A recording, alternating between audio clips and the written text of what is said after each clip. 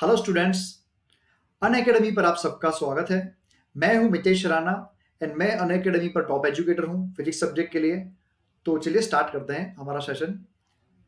तो ये है मेरी टेलीग्राम चैनल। तो Unacademy under coach Mitesh Rana ये सर्च करने से आपको मिल जाएगा। इसको आप ज्वाइन कर लो क्योंकि सारे जो मटेरियल्स हैं, क्लास की डिटेल्स है, जो भी ठीक है, स्पेशल क्लासेस है, प्लस क्लासेस है, जो भी टाइम टेबल होता है, जो भी कुछ चेंज होता है, मैं इसके ऊपर अपडेट करता रहता हूँ। ठीक है, तो आप इसको ज्वाइन कर लें। सारा मटेरियल आपको अवेलेबल होगा यहाँ से। आप अगर प्लस में नहीं भी है, आप खाली स्पेशल क्लास देख रहे हैं मेरी, तो भी आप यहाँ से मटेरियल डाउनलोड कर सकते हैं। ठीक है, टाइमिंग मेरे प्लस बैच का है मंडे वेडनेसडे फ्राइडे, जो कि होता है 4 to 5:30। ओके, और ये दिसंबर तक का यही टाइम है। एंड रेफरल कोड है मेरा राणा अंडरस्कोच मितेश। इसका यूज कैसे करना है तो देखो, फी स्ट्रक्चर जो है यहाँ पर 12 मंथ के लिए वो होता है 12,500। ठीक है, 12,500। लेकिन अब जैसे ही मेरा कोड यूज करोगे, देखो यहाँ राणा अंडरस्कोच मितेश, और फिर अप्लाई करोगे तो आपको 10% डिस्काउंट मिल जाएगा, जो कि पड़ेगा 11,250। ठीक है, इतने पड़ेगा।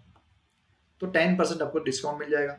अब ये फी स्ट्रक्चर में आपको क्या मिलने वाला है देखो, तो 5 क्लासेस मिलने वाली है। ठीक है, एक तो भारत पंचाल सर जो केमिस्ट्री लेते हैं, मैथ्स जो तुषार सर लेते हैं, बायोलॉजी निकिता मैम लेती है, और जो इंग्लिश सब्जेक्ट है वो अनीता आचार्य मैम लेती है, और फिजिक्स सब्जेक्ट मैं खुद लेता हूँ, मितेश राणा। मैं 8 साल से फिजिक्स की कोचिंग करवाता हूँ, ऑनलाइन और ऑफलाइन। ओके, मैं अन अकेडमी पर टॉप एजुकेटर हूँ। तो चलो स्टार्ट करते हैं फर्स्ट चैप्टर 11 साइंस का।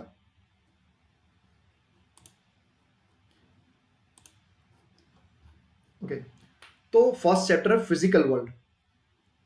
Physical world, what is physics. तो इससे पहले हमें जानना है कि व्हाट इज साइंस, साइंस क्या होता है। तो दरवाजा खोल के अगर बाहर देखोगे, खिड़की से भी बाहर देखोगे, तो आपको दिखेगा कि आजू बाजू में सराउंडिंग जो कुछ भी है वो क्या है, साइंस। ठीक है, सराउंडिंग में जो कुछ भी है वो साइंस। जैसे कि मान लो दिन रात होते हैं, ऋतु चक्र बदलता है, ठीक है, ठंडी गर्मी होती है। ओके, हम अगर एक छोटा सा बीज बोते हैं तो उसका बड़ा पेड़ हो जाता है। ठीक है, पवन आती है, मैं जो बोल रहा हूं वो आपको सुनाई दे रहा है। तो ये सब क्या है, साइंस है। ओके, आप ये देखते हो कि बहुत सारे क्वेश्चन होते हैं, मतलब सराउंडिंग में देखते हैं तो बहुत क्वेश्चन होते हैं हमारे मन में। जैसे कि मान लो एक सुई है, अगर उसको पानी में डालते हैं तो वो डूब जाती है, लेकिन बड़ा अगर जहाज है वो पानी के ऊपर तैरता है। ठीक है, तो बहुत क्वेश्चन होते हैं हमारे मन में। ठीक है, तो साइंटिस्ट लोग क्या करते हैं, पहले ऐसे ही देखकर ऑब्जर्वेशन करते हैं। ठीक है, ऑब्जर्वेशन करने के बाद वो प्रैक्टिकल करते हैं लैब के अंदर, और लैब को अंदर कैलकुलेशन, मतलब जो भी प्रैक्टिकल करते हैं उसका फिर कुछ कैलकुलेशन करते हैं, और कैलकुलेशन के लिए मैथ्स की जरूरत पड़ती है। तो समझो कि फिजिक्स क्या है। तो फिजिक्स जो है वो नॉन लिविंग थिंग्स जो होती है इन सब में, वो फिजिक्स है। ठीक है, सराउंडिंग में जो भी आपको नॉन लिविंग थिंग्स दिखेगी वो फिजिक्स है। ठीक है, और जो कुछ भी साइंटिस्ट लोग वगैरह जो कैलकुलेशन करते हैं वगैरह, जो कुछ भी, जैसे जैसे कि टाइमिंग का कैलकुलेशन किया हुआ है, दिन रात का किया हुआ है, तो ऐसा कुछ है, कुछ फोर्स का फॉर्मूला निकाला है, तो उससे पहले वो लोग उसका प्रैक्टिकल करते हैं लैब के अंदर। ठीक है, जैसे कि एक प्रैक्टिकल सिंपल सा मान लो, यहां पर एक मान लो कि ये एक अर्थ है, यहां पर हमने बल्ब जला दिया एक। ठीक है, और उसका ऐसा अरेंजमेंट कर दिया कि ये गोल घूम रहा है ऐसा। ठीक है, तो ऐसा स्फीयर जैसा कुछ रख दो, ऐसा बड़ा सा। तो यहां पर बल्ब है तो क्या होगा, यहां पर ब्राइटनेस दिखेगी। लेकिन जब घूम कर यहां पर आया तो ये साइड पर क्या होगा, अंधेरा होगा। तो इन्होंने इस तरीके से एक्सपेरिमेंट करके देखा कि दिन रात कैसे होते हैं। ठीक है, तो कुछ ना कुछ इस तरीके से एक्सपेरिमेंट करते करते करते इन्होंने क्या किया, थीसिस बनाया सब। फिर और नए साइंटिस्ट आए, उन्होंने वो थीसिस पढ़े और वहां से और स्टडी आगे चालू की। तो इस तरीके से क्या किया, फिजिक्स का एक्सपांशन किया। ओके, तो चलो समझते हैं। तो जो भी नॉन लिविंग थिंग्स होती है, ठीक है, उसको क्या बोलेंगे हम, फिजिक्स बोलेंगे। ठीक है, तो गुजराती में क्या बोलते हैं उसको, गुजराती में भौतिक विज्ञान बोलते हैं, हिंदी में भी भौतिक विज्ञान बोलते हैं, एंड संस्कृत में इसको भौतिकी बोलते हैं। ये एक बहुत बेसिक चैप्टर है, 1 या 2 मार्क्स का इसके अंदर से क्वेश्चन आता है। ठीक है, physics comes from Greek word meaning, और meaning is a nature. Okay, physics जो है वो किंग है तो मान लो मैथ्स उसकी क्वीन है, ठीक है। जैसे कि आप इस दोनों को अलग नहीं कर सकते, ठीक है, क्योंकि कैलकुलेशन के बिना फिजिक्स पॉसिबल ही नहीं है। Okay okay. तो स्कोप ऑफ फिजिक्स, फिजिक्स पढ़ने के स्कोप क्या क्या है, ठीक है, मतलब क्या क्या स्टडी होती है उसके अंदर। जैसे कि मान लो एक रूम है बहुत बड़ा, उसके अंदर 50 बच्चे बैठे हैं। अगर मैं क्लास ले रहा हूं तो फर्स्ट बच्चा जो सुन रहा है उसको कुछ सुनाई दे रहा है, और जो लास्ट में बैठा है उसको कुछ सुनाई दे रहा है, तो वो क्या होगा, डिफरेंट होगा, है ना। तो ये ऐसा कुछ है, ठीक है। जैसे कि मान लो कि अगर सीजन्स होती है, साइकिल जो सीजन्स होती है ऋतुओं की, इलिप्स जो होता है, टिडल एनर्जी होती है, ठीक है, तो ये सब दिन रात वगैरह होता है, वो सब क्या है, फिजिक्स के अंदर स्टडी होती है ये सब की। Matter and radiation, matter radiation क्या होता है, आप कोई भी जगह पर जाओ आपको दो ही चीजें मिलेगी। मान लो कि मेरा रूम है ये, यहां पर भी मुझे दो ही चीज दिखेगी, मैटर एंड रेडिएशन। मैटर किसको बोलते हैं, जो चीज का कुछ मास होता है उसको मैटर बोलते हैं, ठीक है। ये मेरे रूम में कुछ ना कुछ है, अगर ये मान लो कि ये कपबोर्ड है, ठीक है, ये बेड है, ये मेरा टेबल है, कुर्सी है, तो ये सब क्या है, कुछ ना कुछ उसका मास है, तो मास है। एंड मुझे लाइट भी दिख रही है इसके अंदर, तो ये भी रेडिएशन है।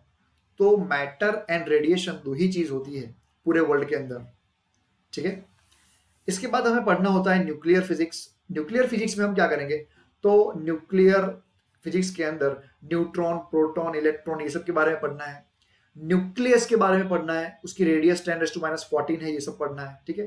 तो इतने छोटे से डिस्टेंस के बारे में डील करनी है इसके अंदर हमें, ठीक है। एटॉमिक फिजिक्स पढ़ना है, ठीक है। मैकेनिक्स जो होता है, थर्मोडायनेमिक्स है, इलेक्ट्रोमैग्नेटिक है, ऑप्टिक्स है, तो ये सब चीजें हैं जो फिजिक्स में हमें पढ़नी है।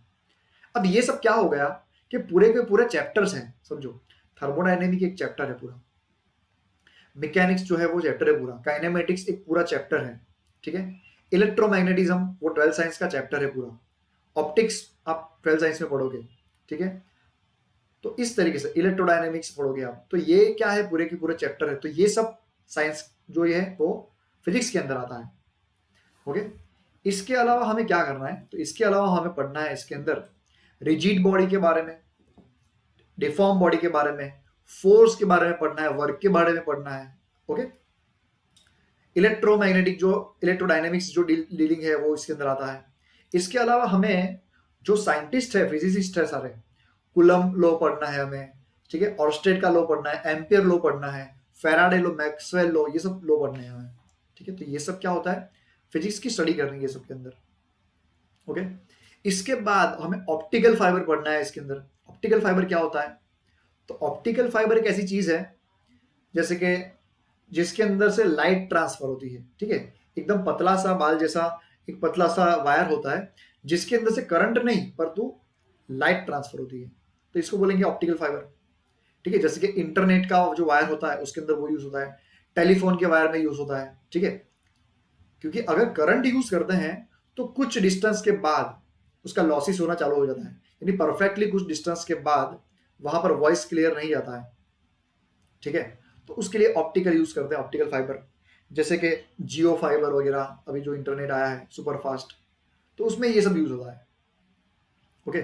थर्मोडाइनेमिक्स, तो थर्मोडाइनेमिक्स के अंदर हमें पढ़ना है एनर्जी के बारे में, टेम्परेचर के बारे में, ठीक है, एंट्रोपी के बारे में, ओके। उसके ऊपर जो कोई भी बॉडी के ऊपर एक्सटर्नल जो वर्क होता है, हीट ट्रांसफर कैसे होता है, ये सब के बारे में, तो ये सब हमें थर्मोडाइनेमिक्स के अंदर देखना है, ओके। तो मान लो कि लेंथ जो है 10⁻⁻14 से लेकर 10⁻26 यहां पर किलोमीटर है, ठीक है, 26 किलोमीटर तक की, मतलब गैलेक्सी की लेंथ तक की हमें इसके अंदर पढ़ाई करनी है, ओके ओके। स्केल जो है 10⁻22 से 10⁻18 तक की हमें पढ़ाई करनी है इसके अंदर, ठीक है, इतनी लेंथ तक की। मास जो है -10⁻30 केजी से 10⁻55 केजी तक का हमें इसके अंदर पढ़ाई करना है। मान लो कि हमें वैक्यूम से लेकर इन्फिनिटी तक की पढ़ाई करनी है फिजिक्स के अंदर, तो ये सब जो है वो फिजिक्स के अंदर होता है, ओके। तो स्कोप ऑफ फिजिक्स आपको समझ आ गया। तो समझो एक टॉपिक है प्लाज्मा। प्लाज्मा क्या होता है, तो स्टेट हमें पता है कौन से हैं, तो स्टेट्स हैं सॉलिड, लिक्विड, गैस। अब मान लो कि सन क्या होता है, सन कौन सा स्टेट होता है, सॉलिड, लिक्विड या गैस? तो हमें पता है कि कोई एक बर्फ का टुकड़ा है, ठीक है, उसको कुछ टेम्परेचर देते हैं हम, तो वो मेल्ट होकर लिक्विड बन जाता है। या तो फिर कोई भी मेटल मान लो, कोई कोई भी मेटल है, गोल्ड या सिल्वर, कॉपर, कोई भी, उसको हम कुछ ना कुछ टेम्परेचर देते हैं तो वो लिक्विड तो होता ही है, ठीक है। अब लिक्विड को भी कुछ टेम्परेचर देते हैं तो उसका गैस तो होता ही है। मान लो कि पानी को टेम्परेचर देते हैं तो 100 सेल्सियस में क्या हो जाता है, गैस हो जाता है। तो अब समझो कि सन क्या होगा। मान लो कि कोई गोल्ड है, तो कुछ टेम्परेचर इंक्रीज करेंगे उसके बाद उसका लिक्विड हो जाएगा। तो सन का टेम्परेचर तो 6000 केल्विन है, तो वो सॉलिड तो हो ही नहीं सकता, क्योंकि अगर वो सॉलिड होता तो 6000 केल्विन से तो क्या होगा, वो पूरा मेल्ट हो जाएगा, यानी लिक्विड होगा। तो हम देख पाते हैं कि वो लिक्विड नहीं है, ठीक है।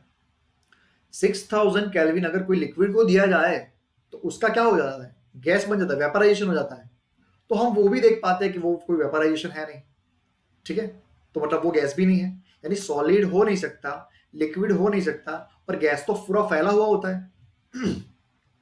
मान लो मैं कोई जगह पर से पार्टिकल ले आऊं 10,000 किसी एटम के, और मैंने ये रूम में डाल दिए, तो क्या होगा, पूरे रूम में कोने कोने में वो गैस फैल जाएगी, है ना। तो सन तो फैला हुआ नहीं है, वो तो जुड़ा हुआ है, पूरा गोल दिख रहा है हमें। तो ये कोई चौथी स्टेट है, उसको क्या बोलेंगे हम, उसको बोलेंगे प्लाज्मा, ठीक है। फोर्थ स्टेट है वो, उसको बोलेंगे प्लाज्मा। Okay okay. तो ये देखो, फिजिक्स, टेक्नोलॉजी एंड साइंस, ये क्या है। तो टेक्नोलॉजी के बारे में इसके अंदर बात करनी है हमें। जैसे कि मान लो अभी हम यूज करते हैं 1 GB, एक टीबी का या 2 TB का कार्ड, ठीक है, जिसके अंदर बहुत सारी मेमोरी हम यूज कर सकते हैं। पहले के जमाने में ऐसा था कि मैंने एक मैगजीन में पढ़ा था कि 10 KB जितना डेटा, 10 KB बहुत कम होता है, एक फोटोग्राफ भी नहीं होता है उसका साइज अभी। तो 10 KB जितना फोटो, मतलब कोई 10 KB जितना जो डेटा है वो जापान से जर्मनी ले जा रहा था पूरे प्लेन में बक्सा भर के। अब मान लो वो साइज क्या होगी, फ्लॉपी की या हार्ड डिस्क की या जो कुछ भी, ठीक है। अभी क्या होता है, 1 TB का या 2 TB का कार्ड होता है। पहले कंप्यूटर रूम जितने बड़े होते थे, मान लो कि एक रूम में पूरा स्क्रीन है, दूसरे रूम में सीपीयू है, इस तरीके का, तो बहुत जो एरिया कंज्यूमिंग होता था उससे। अभी क्या है, फोन में ही सब कुछ होता है, या तो फिर पाम टॉप लैपटॉप में सब कुछ होता है। हाँ, अभी भी ऐसे कंप्यूटर है, आप पहले के जमाने में ऐसे कंप्यूटर थे कि ठंडी चीजों में ही चलते थे, वो एसी में ही चलते थे, ऐसा कुछ, एसी में कंपल्सरी, लेकिन ठंडी चीजों में, ठंडी जगह पर। अभी भी ऐसे कंप्यूटर हैं जो ठंडी जगह पर ही चलते हैं, जैसे कि आप देखते हो एटीएम के अंदर। तो एटीएम में छोटे से बॉक्स के अंदर, मतलब रूम कितनी छोटी होती है, वो मतलब 20x20 की रूम होती है, या 30x30 की। तो इतनी छोटी सी रूम के अंदर दो दो एसी लगे हुए होते हैं। तो वो आपके लिए नहीं होता कि आप अंदर जाओ पैसा निकालने पर आपको ठंडा फील हो, वो मशीन के लिए होता है, क्योंकि मशीन वो ठंडी पर चलती है, ठीक है। तो इस तरीके से, तो टेक्नोलॉजी इस तरीके से काम करती है। पहले के जमाने में पेजर आता था, पेजर। अब पेजर क्या होता है, तो जब मोबाइल नहीं था तब सबके पास पेजर था, बहुत कम लोग यूज करते थे। अब पेजर में क्या है कि अगर किसी के पास पेजर है और आपको उन्हें कुछ मैसेज भेजना है, तो आपको पहले, टेलीफोन तो था उस टाइम पर, तो टेलीफोन से पेजर की कंपनी को फोन करना पड़ता था। फिर आप फोन करके सब बताओगे कि मुझे ये आदमी को ये मैसेज भेजना है, फिर वो कंपनी मैसेज टाइप करके पर्टिकुलर पर्सन को भेजती थी। और जो कैलकुलेटर आता है, स्क्रीन इसकी ऐसी होती है, इसमें ऐसे मैसेज पढ़ा जाता था। तो इतने छोटे से पेजर में ऐसे मैसेज जाता था और ऐसे हम पढ़ पाते थे। तो ऐसा होता था। बहुत लोगों ने ये देखा भी नहीं होगा, लेकिन आप गूगल कर लो, मिल जाएगा। तो ये पेजर होता था, ठीक है। तो अब क्या है, सबके पास मोबाइल है, तो ये है। पहले ट्रांसपोर्टेशन के लिए क्या क्या यूज होता था, वो लोग कार्ड, फिर साइकिल आई, फिर मोटरसाइकिल, फिर कार, फिर शिप, अब एरोप्लेन, सब कुछ है, ठीक है। अब तो दुबई में ऐसा एक कंपनी ने निकाला है कि ड्रोन निकाला है, कोई एक पर्टिकुलर पर्सन के लिए ड्रोन, कि वो खुद चलाकर दूसरी जगह पर जा सकता है, ठीक है। डिलीवरी बॉय के लिए ड्रोन निकाला हुआ है, ठीक है। फिर है टेलीग्राम था पहले, फिर टेलीफोन, फिर मोबाइल फोन, फिर सैटेलाइट, फिर कम्युनिकेशन, ठीक है, अदर कम्युनिकेशन। तो ये सब जो है कम्युनिकेशन के लिए यूज होता है मोस्टली। अभी तो हम क्या यूज करते हैं, इंटरनेट ही यूज करते हैं, ठीक है। रेडियो, टैप रिकॉर्डर, टेलीविजन, ये सब एंटरटेनमेंट के लिए थे, लेकिन अभी भी एंटरटेनमेंट तो किससे करते हैं, इंटरनेट से ही करते हैं, ठीक है। तो कैरोसिन है, उससे पहले हम जलाते थे लकड़ियाँ, फिर स्टव आया, फिर गैस आया, ठीक है, गैस वाला स्टव, फिर माइक्रोवेव ओवन आया, ठीक है। तो इस तरीके से किचन के अंदर भी टेक्नोलॉजी घुस गई सब, है ना। तो इस तरीके से टेक्नोलॉजी है वो बढ़ती जा रही है। जैसे कि देखो टेक्नोलॉजी अल्ट्रासोनिक है, ऑप्टिकल फाइबर है, एक्सरे है, ये सब भी क्या है, एक मेडिकल साइंस के अंदर यूज होने वाला इंस्ट्रूमेंट है ये सब, ठीक है। सोनोग्राफी जो हम देख पाते हैं अभी, सोनोग्राफी क्या होती है, क्योंकि मान लो कि कोई लेडी प्रेग्नेंट है तो उसका बच्चा अंदर किस मोमेंट में है, मतलब किस हालत में है, मतलब क्या हेल्थ कैसी है उसकी, वो देख पाते हैं हम सोनोग्राफी से, है ना। इलेक्ट्रोकार्डियोग्राम, ईसीजी जो है, इलेक्ट्रॉन स्पिन रेजोनेंस, फिर न्यूक्लियर न्यूक्लियर मैग्नेटिक रेजोनेंस है। तो ये सब क्या है, ये सब इंस्ट्रूमेंट है मेडिकल साइंस के।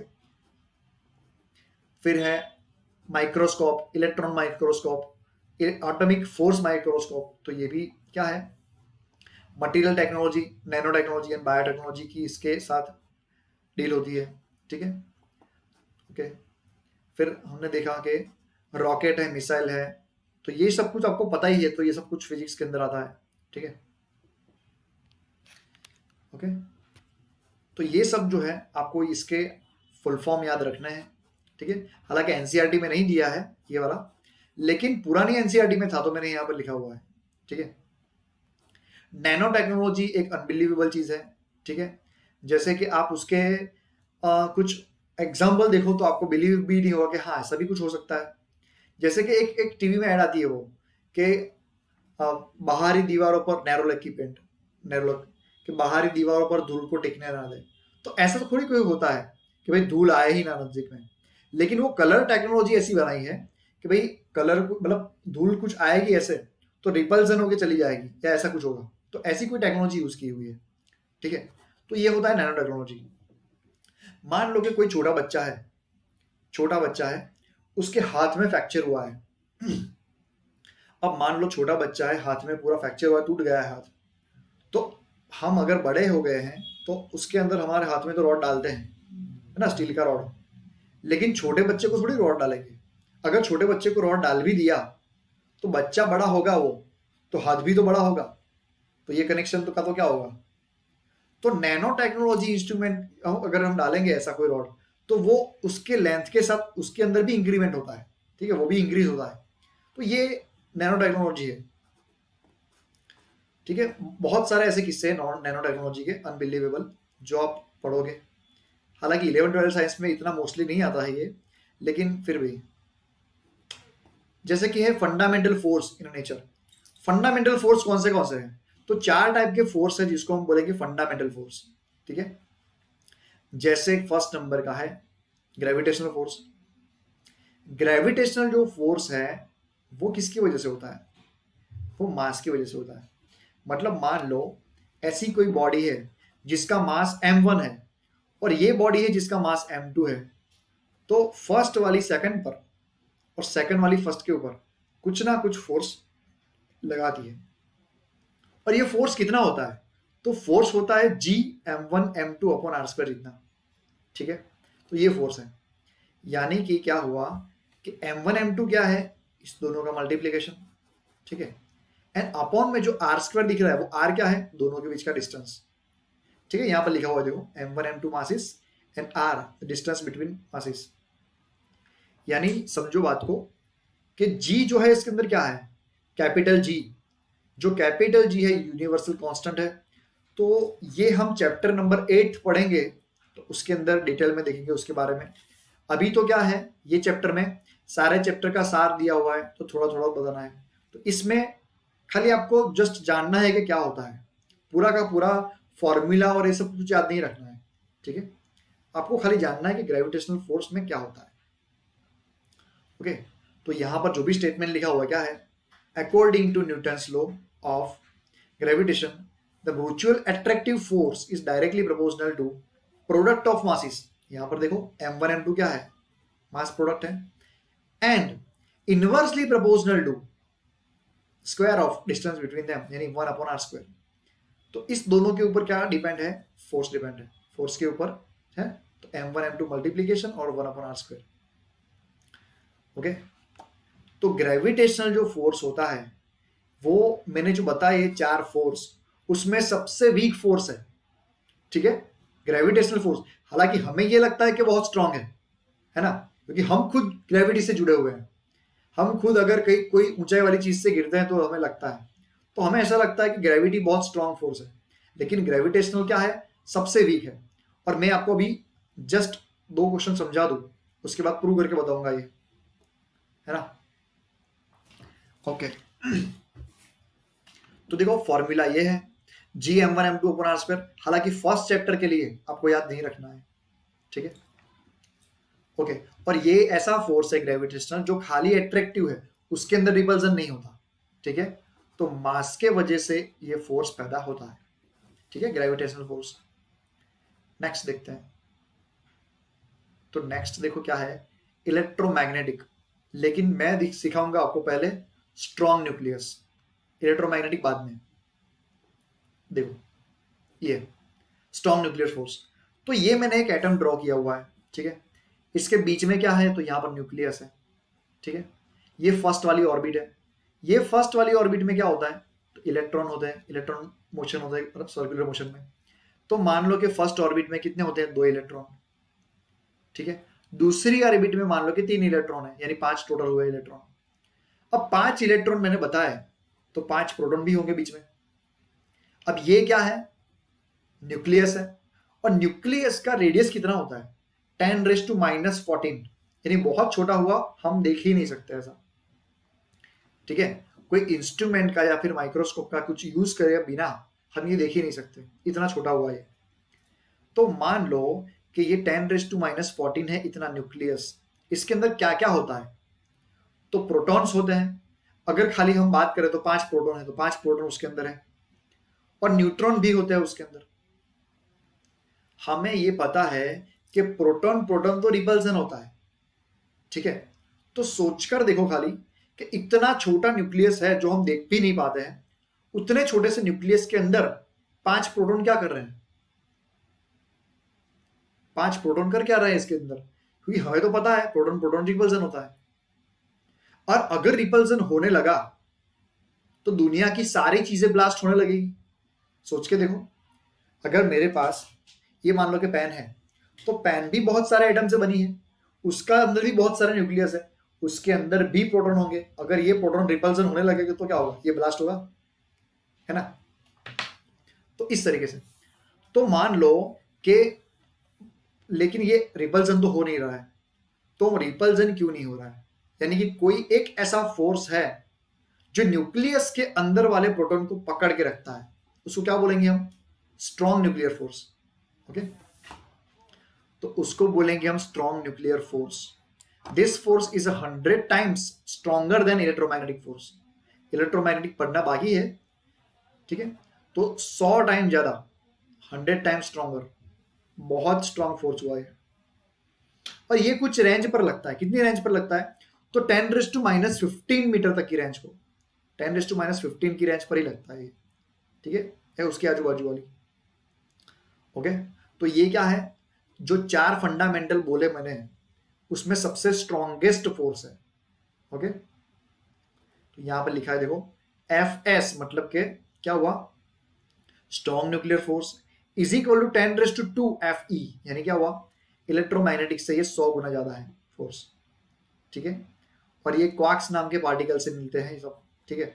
और क्वार्क्स नाम के पार्टिकल जो है वो कभी अकेले नहीं होते, वो 3 की पैर में मिलते हैं, ठीक है। तो देखेंगे ये भी डिटेल में।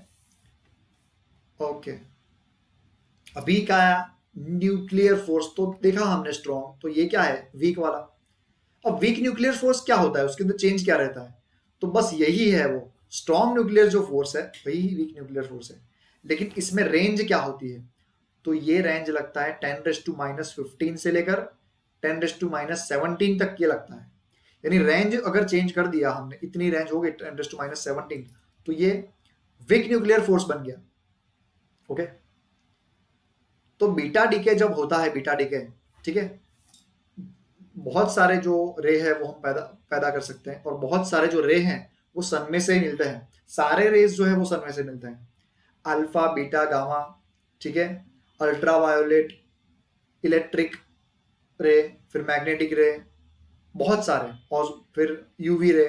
तो इतने सारे जो एक्सरे है, तो ये सब सारे सन के अंदर से तो निकलते ही हैं, लेकिन हमें जब जरूरत होती है तो हम सन वाला यूज नहीं करते।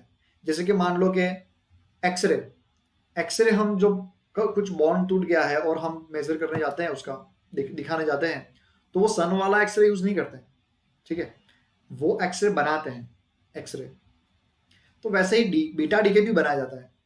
तो बीटा बीटा की उत्पत्ति जब होती है तब ये देखने को मिलता है न्यूक्लियर फोर्स। ओके ओके, तो उसका रेंज कितना रहता है, 10⁻15 से लेकर -70 तक का। अब समझो कि ये जो डिस्टेंस है -70 तक का, ये पुरानी एनसीईआरटी में -17 लिखा था, अभी नई एनसीईआरटी में -18 लिखा हुआ है, आई थिंक गूगल पर भी -18 लिखा हुआ है। तो आप जिसके भी अकॉर्डिंग समझ लो, ठीक है, जो चेंज था वो मैंने आपको बताया। पुरानी एनसीईआरटी में ये लिखा हुआ था -17 तक। ओके ओके, तो weak nuclear force is equal to 10⁻13 Fs। ठीक, अब जाते हैं इसके ऊपर, कितने फोर्स पढ़े हमने, देखो, ग्रेविटेशनल पढ़ा, स्ट्रॉन्ग न्यूक्लियर पढ़ा, वीक न्यूक्लियर पढ़ा।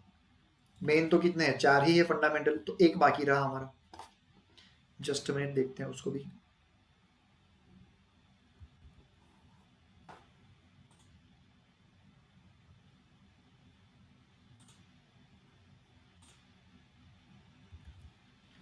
ओके, तो स्ट्रॉन्ग न्यूक्लियर फोर्स देखते हैं क्या होता है। स्ट्रॉन्ग न्यूक्लियर फोर्स, अब समझो मेरी बात को कि आपको कितने फोर्स पता है ये तीन के बदले, मतलब तीन के अलावा, ग्रेविटेशनल है, स्ट्रॉन्ग है, वीक है, उसके अलावा कितने फोर्स पता है आपको। मैं आपको गिनाता हूं। एक तो फ्रिक्शन है, ठीक है, स्प्रिंग फोर्स है, स्प्रिंग जो खींचते हैं तो फोर्स लगता है ना, स्प्रिंग छोड़ दिया तो क्या लगता है, रिस्टोरिंग फोर्स लगता है, तो वो एक 3 फोर्स हुए। सेंट्रीपिटल होता है, सेंट्रीफ्यूगल होता है, तो ये भी फोर्स है। ओके, बायोन्सी फोर्स होता है, विस्कोसिटी फोर्स होता है, ठीक है, विस्कोसिटी आप पढ़ोगे इसके अंदर। विस्कोसिटी क्या होता है, तो मान लो कि ऐसी कोई सरफेस है, यहां पर आपने एक बूंद रख दिया पानी का, तो पानी का बूंद फटाफट नीचे आ जाएगा, लेकिन हनी का ड्रॉप रख दिया तो उसको नीचे आने में बहुत टाइम लगेगा, और जब तक नीचे आ रहा है वो अपने पार्टिकल छोड़ते छोड़ते आएगा, यानी हमें पता चलेगा कि वो कहां से एग्जिट आ रहा है, पानी में पता नहीं चलेगा, है ना। तो समझ, और पानी में सूख भी जाएगा तुरंत से, ये सूखेगा नहीं। ओके, तो बात ये हो रहा है कि कोई एक ऐसा फोर्स है जो हनी ड्रॉप को नीचे फास्ट नहीं आने दे रहा है, तो ये फोर्स को भी क्या बोलेंगे, विस्कोसिटी फोर्स। ठीक है, तो ये विस्कोसिटी हुआ। फिर टेंशन, टेंशन किसको बोलते हैं, अगर कोई स्ट्रिंग है उसको पकड़ के हम खींचेंगे तो क्या आएगा, उसके ऊपर टेंशन आएगा, तनाव आएगा। अगर कोई बलून है उसको आपने फुलाया हुआ है, तो उसकी स्किन कैसी होती है, पहले थोड़ी मोटी है, लेकिन आप उसके अंदर ज्यादा हवा भरोगे तो क्या होगा, स्किन उसकी पतली हो जाएगी, यानी उसमें क्या आया, टेंशन आया। ठीक है, तो उसकी सरफेस पर टेंशन आया, सरफेस टेंशन। तो ऐसे बहुत सारे फोर्स है। फ्रिक्शन है, जिसकी वजह से आपके जूते वगैरह घिस जाते हैं, है ना, तो फ्रिक्शन फोर्स है। तो इतने सारे फोर्स जो मैंने बोला, अभी भी बहुत सारे हैं, है ना। तो जितने भी फोर्स मैंने अभी गिनाए, वो सारे फोर्स किसके अंदर कंसीडर किए हैं, वो सारे इलेक्ट्रोमैग्नेटिक फोर्स के अंदर हमने कंसीडर किए हैं। ठीक है, तो फंडामेंटल सबका क्या हुआ, इलेक्ट्रोमैग्नेटिक। ठीक है, तो इसका मतलब ये हुआ कि भाई अभी जितने भी फोर्स मैंने गिनवाए उन सबको क्या मान लिया है, इलेक्ट्रोमैग्नेटिक फोर्स। यानी साइंटिस्ट लोग क्या करना का ट्राई कर रहे हैं कि इसको बोलते हैं यूनिफिकेशन, यानी बहुत सारा ग्रुप है उसको एक ही बता देना, उसको बोलते हैं यूनिफिकेशन। ठीक है, यानी कि इतने सारे जो फोर्स है उसको कंसीडर क्या कर लिया, इलेक्ट्रोमैग्नेटिक फोर्स। ठीक है, अभी भी साइंटिस्ट क्या ट्राई कर रहे हैं कि ये जो 4 फंडामेंटल है उसको कोई एक बनाने का ट्राई कर रहे हैं कि भाई कुछ क्योंकि हमें इतने सारे फॉर्मूला याद रखने पड़ते हैं, तो ये ऐसा कुछ ट्राई कर रहे हैं कि कुछ ऐसा ही एक फोर्स बन जाए कि एक ही फॉर्मूला से सारे सॉल्यूशन निकल जाए। तो अगर ये लोग ऐसा ट्राई कर रहे हैं कि चारों फोर्स एक में से ही निकलते हैं, तो कुछ सालों के बाद ऐसा फॉर्मूला आ सकता है कि फंडामेंटल फोर्स एक ही है और इसी के ऊपर से सारे आंसर निकल रहे हैं, है ना। तो इसको क्या बोलेंगे, उसको यूनिफिकेशन बोलेंगे। ठीक है, तो देखते हैं इलेक्ट्रोमैग्नेटिक क्या होता है। चलो, इलेक्ट्रोमैग्नेटिक फोर्स, तो मैंने बताया कि ये क्या लग रहा है, देखो ये दो पार्टिकल है जिसके मास है m1 और m2, जिसका डिस्टेंस है r जितना, तो ये एक दूसरे के ऊपर फोर्स लगाते हैं जिसको बोलेंगे ग्रेविटेशनल। वैसे ही ये है, दो पार्टिकल है जिसका चार्ज है q1 और q2, दोनों का कुछ ना कुछ मास है, तो ये इसके ऊपर और ये इसके ऊपर कुछ फोर्स लगाएगा। ठीक है, तो देखो स्टेटमेंट क्या लिखा है, the force between two charges is directly proportional to product of two charges. उसमें क्या था ग्रेविटेशन के अंदर, प्रोडक्ट ऑफ टू मासेस, और यहां पर देखो and inversely proportional to square of distance between them, उसमें भी वही था, inversely proportional to distance between them, inversely proportional to square of distance between them. यानी क्या हुआ, 1/r², यानी कि F इज इक्वल टू के Q1 Q2 अपॉन r², ये फॉर्मूला निकला। ये फॉर्मूला के अंदर जो Q1 और Q2 है वो क्या है, चार्ज है। ठीक है, जो पॉजिटिव और नेगेटिव होता है, दो पॉजिटिव है तो रिपल्सन, दो नेगेटिव है तो भी रिपल्सन, पॉजिटिव नेगेटिव है तो अट्रैक्शन, ऐसा होता है इसके अंदर। मतलब कि इलेक्ट्रोमैग्नेटिक फोर्स के अंदर अट्रैक्शन भी आता है और रिपल्सन भी आता है। ग्रेविटेशन फोर्स के अंदर ओनली अट्रैक्शन आता है। ओके, तो ये दोनों के बीच का डिस्टेंस r है, तो k Q1 Q2 upon r², इसके ऊपर डिपेंड होता है पूरा फोर्स। ठीक है, यहां पर लिखा है देखो, r इज इक्वल टू क्या है, distance between the charges. Fe यानी फोर्स ऑफ इलेक्ट्रोमैग्नेटिक क्या होता है, इज इक्वल टू 10⁻36 Fg। ठीक है, 10⁻36 Fg, यानी ग्रेविटेशनल जो फोर्स है उससे ये 10⁻36 गुना ज्यादा स्ट्रॉन्ग है। क्या बात समझ आ रही है? यानी कि देखो, यानी कि दोनों में से कौन स्ट्रॉन्ग है ये देखना है, तो मैं आपको एग्जांपल बताऊंगा कि एक चौक है, चौक स्टिक है, उससे कोई टीचर ब्लैक बोर्ड पर लिख रहा है। इमेजिन करना जो मैं बोल रहा हूं, चौक स्टिक से बोर्ड पर टीचर कोई लिख रहा है, या तो फिर ऐसी कोई पेन से लिख रहा है, मार्कर से। ठीक है, तो ये क्या हो रहा है, इसकी इंक है या तो फिर चॉक स्टिक है, उसका जो छोटे पार्टिकल है वो बोर्ड पर चिपक जा रहे हैं। उसका मतलब क्या हुआ, तो ये इलेक्ट्रोमैग्नेटिक फोर्स है, ये भी इलेक्ट्रोमैग्नेटिक है। लेकिन अगर ग्रेविटेशनल फोर्स ज्यादा स्ट्रॉन्ग होता तो क्या होता, तो सारे जो पार्टिकल चॉक स्टिक के लिखे हुए हैं वो सारा नीचे गिर जाता, क्योंकि ग्रेविटी तो नीचे खींचती है। सोच के देखो, है ना, ग्रेविटी अगर ज्यादा स्ट्रॉन्ग होती तो सारे पार्टिकल नीचे ही गिर जाते, मैं लिख ही नहीं पाता कुछ भी, है ना। तो इस तरीके से कि इलेक्ट्रोमैग्नेटिक फोर्स ज्यादा स्ट्रॉन्ग है ग्रेविटी से। सबसे स्ट्रॉन्गेस्ट कौन सा हुआ, स्ट्रॉन्ग न्यूक्लियर फोर्स। और सबसे वीकेस्ट कौन सा हुआ, सबसे वीक फोर्स कौन सा हुआ, ग्रेविटेशनल फोर्स। इसका तो खाली नाम है वीक न्यूक्लियर, वो सबसे वीक नहीं है, सबसे वीक तो ग्रेविटेशनल है। ओके, तो यूनिफिकेशन मैंने आपको समझाया क्या होता है। ओके,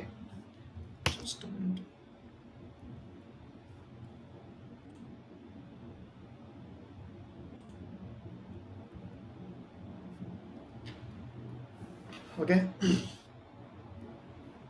यूनिफिकेशन मैंने समझाया आपको क्या होता है। जैसे कि एक कंजर्वेशन लो, तो इसके अंदर 4 लॉ होते हैं। ठीक है, कंजर्वेशन ऑफ एनर्जी, तो एनर्जी आपको पता है, आपने अब तक पढ़ा ही हुआ है, आई थिंक 7th स्टैंडर्ड से आ जाता है ये, तो 7, 8, 9, 10, है ना।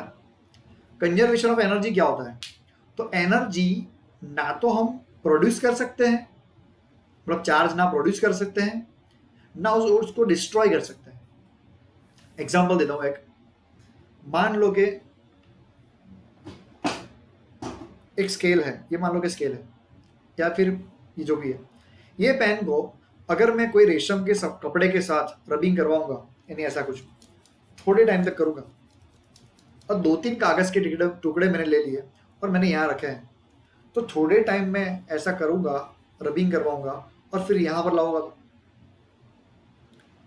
तो कागज के टुकड़े इसके साथ अट्रैक्ट हो जाएंगे, है ना।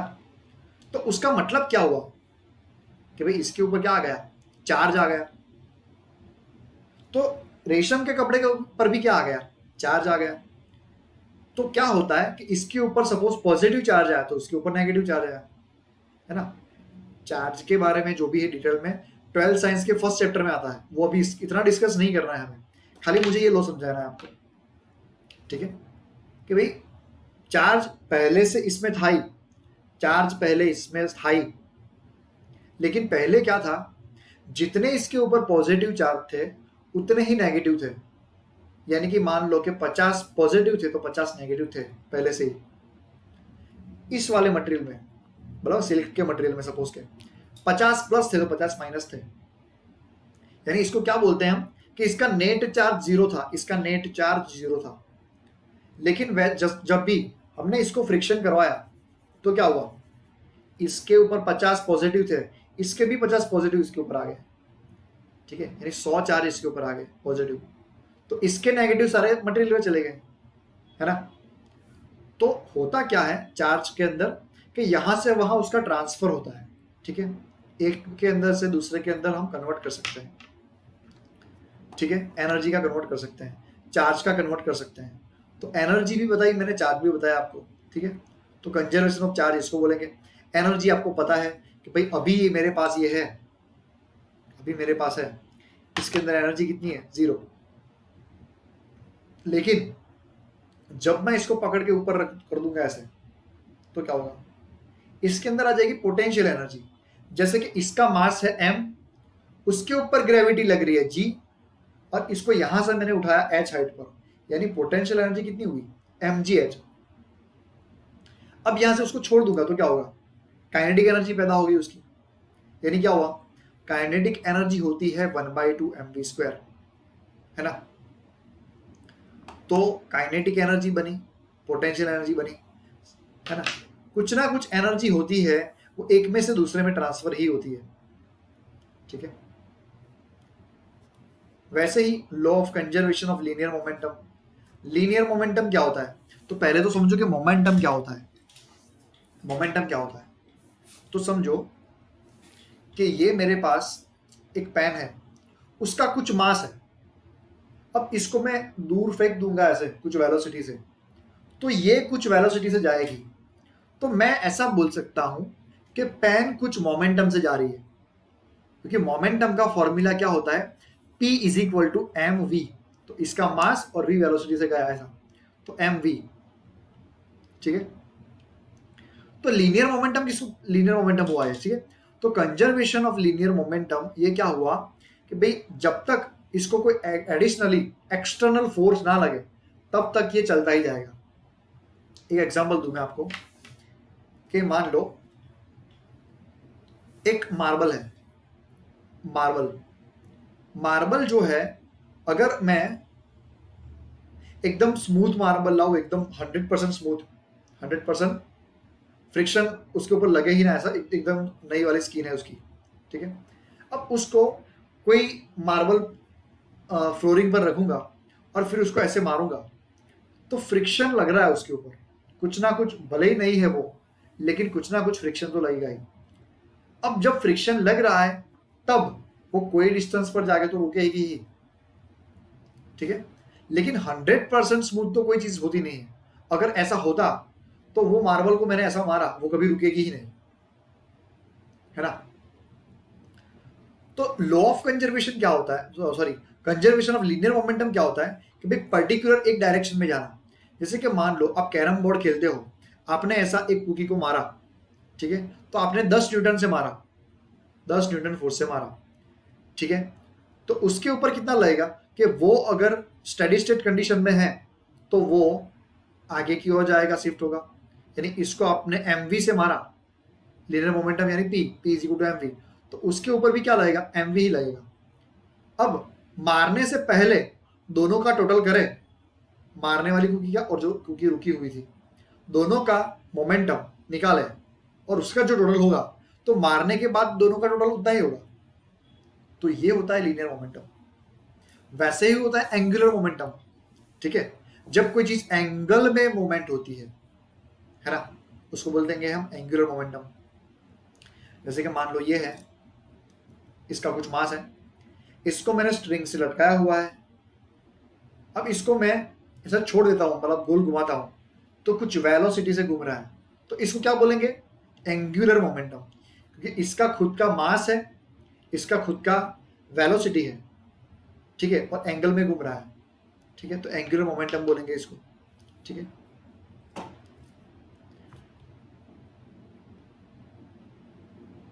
ओके, तो ये सब क्या है, कंजर्वेशन ऑफ लॉ है।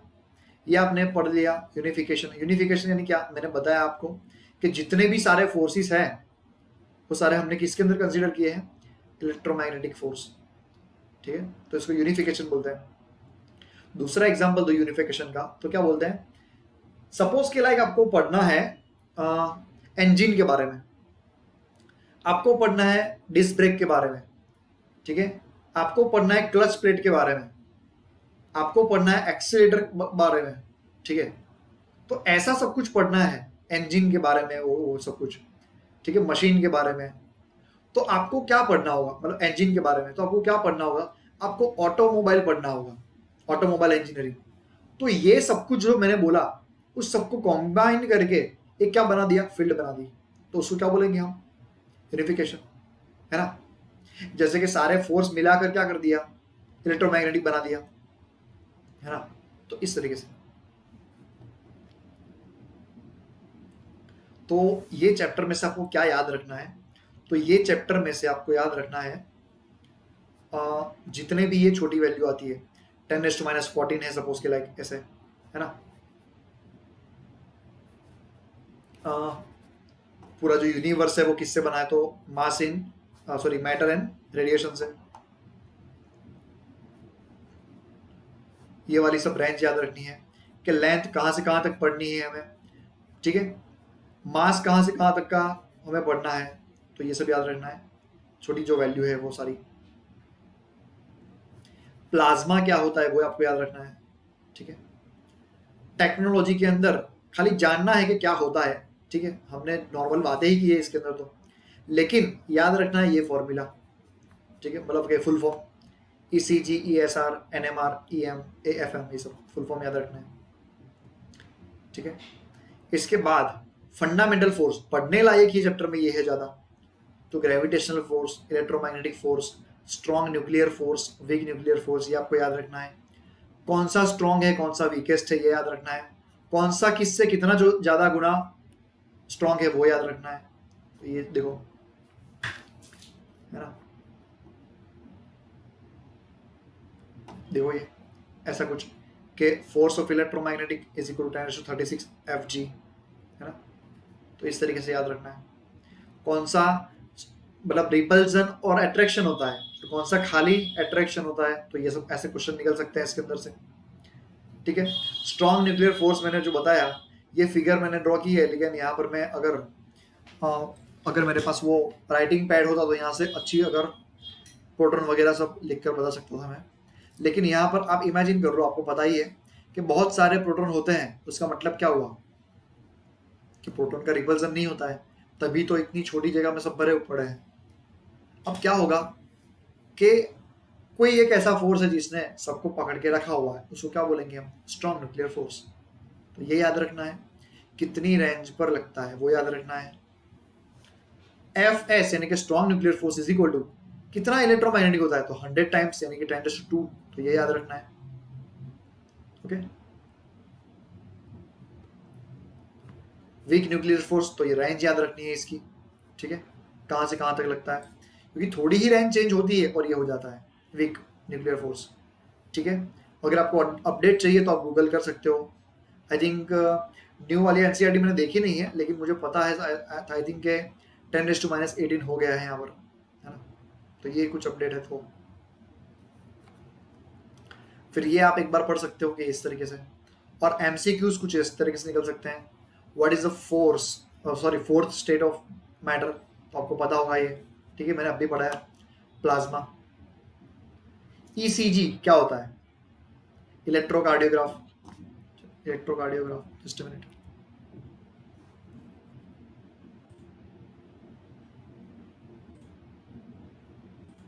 है ना, तो इलेक्ट्रोकार्डियोग्राफ ये होता है, ईसीजी का full form. NMR nuclear magnetic resonance, ठीक है। ESR electron spin resonance. तो देखो थोड़ा थोड़ा ही फर्क है, electron electric, electro electric, electron, radar है, रेजोनेंस है। तो ये कौन सा फुल फॉर्म है वो याद रखना है, ठीक है। अप्रोक्सीमेट रेडियस कितनी है इसकी, 10⁻⁻14 है। ये सबके अंदर 14 लिखा हुआ देखो, लेकिन हमें क्या याद रखना है, ये वाला, ओके, सेंटीमीटर नहीं है वो, मीटर में है, ठीक है। ये नंबर। गैलेक्सी की साइज कितनी होती है, तो गैलेक्सी की साइज होती है 10⁻26 किलोमीटर की होती है, ठीक है। आगे जो मैंने बताया स्लाइड के अंदर, वो आई थिंक मीटर में लिखा हुआ था, तो उसको किलोमीटर कर देना, ठीक है, okay. Which force is the strongest among all fundamental force, तो क्या होगा, strong nuclear force. The order of the range of a strong nuclear force is, कितना होता है, 10⁻⁻15 होता है, तो ये आपको पता है। तो इस तरीके के क्वेश्चन इसके अंदर से निकल सकते हैं, मैक्सिमम इतना ही, इससे ज्यादा कुछ याद नहीं रखना है। अगर आपने लेक्चर पूरा ध्यान से देखा, ठीक है, ध्यान से सुना, तो आपको ये चैप्टर अभी आ जाएगा, इसमें कुछ इतना खास है नहीं। एंड अभी ये आप चैप्टर आप डायरेक्ट एग्जाम में भी देखोगे या फिर अगले दिन एक आध बार देख लोगे तो भी चलेगा, क्योंकि इतना कुछ है ही नहीं ये चैप्टर में, है ना। तो बस इतना देखना था ये चैप्टर के अंदर। फिजिकल वर्ल्ड पूरा चैप्टर कंप्लीट हो गया है, ओके। तो फिर से देख लो, अगर आपको इसी तरीके से सारे चैप्टर पढ़ने हैं, ठीक है, मेरे साथ, तो आप प्लस बैच ज्वाइन कर सकते हो। फिर से मैं बता दूं इंट्रोडक्शन सबका, ये है भारत सर, केमिस्ट्री चलाते हैं, निकिता मैम ये बायोलॉजी चलाती है, ये इंग्लिश के मैम है अनीता आचार्य, मैथ्स ये तुषार सिंगल सर पढ़ाते हैं, और फिजिक्स जो है वो मितेश राणा, मैं खुद हूँ, वो पढ़ाता हूँ। ऑनलाइन और ऑफलाइन में पिछले 8 साल से कोचिंग करवाता हूँ, ठीक है।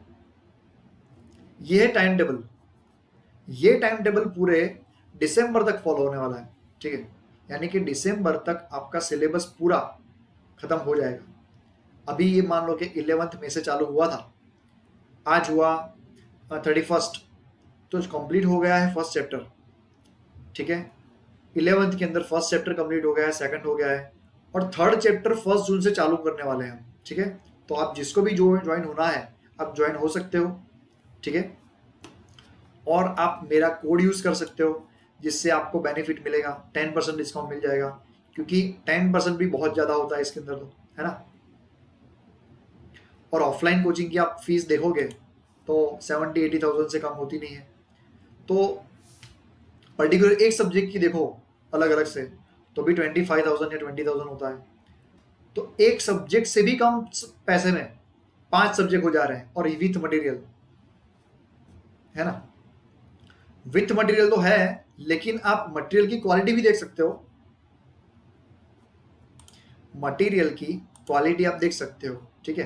कहां पर, यहाँ, ये टेलीग्राम चैनल देख लो आप, unacademy_coach मितेश राणा, यहाँ पर आपको सारी की सारी नोट्स मिल जाएगी। यानी मैंने अभी फर्स्ट और सेकंड चैप्टर चलाया तो उसकी मिल गई उसके अंदर, ठीक है। न्यूमेरिकल्स जितने भी चलाऊंगा उसकी नोट्स मिल जाएगी उसके अंदर, एक्सरसाइज के न्यूमेरिकल है उसकी नोट्स मिल जाएगी उसके अंदर। अगर टाइमिंग में कुछ चेंज होता है, ये तो नहीं, 4 to 5:30 तो फिक्स रहता है, ठीक है। लेकिन अगर कभी कभार ऐसा है कि मुझे संडे मॉर्निंग को भी लेना है, तो वो मैं अपडेट इसके अंदर देता रहूंगा। अगर आप प्लस ज्वाइन नहीं कर रहे हो और आपको खाली मुझे स्पेशल क्लास में अटेंड करना है, तो स्पेशल क्लासेस की लिंक भी मैं इसके अंदर रखता रहता हूँ कि भाई कल 10 बजे हैं या परसों 11 बजे हैं, तो ये सब मैं इसके अंदर रखता हूँ। तो टेलीग्राम चैनल आप जरूर से ज्वाइन करिए, ठीक है।